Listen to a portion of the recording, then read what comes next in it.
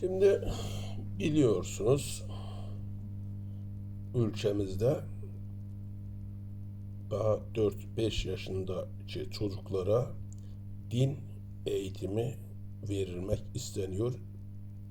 Bazı yerlerde de veriliyor.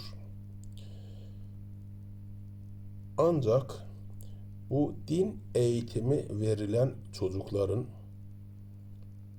geldiği noktanın ne olacağı konusunda insanların kafa yorması gerektiğini,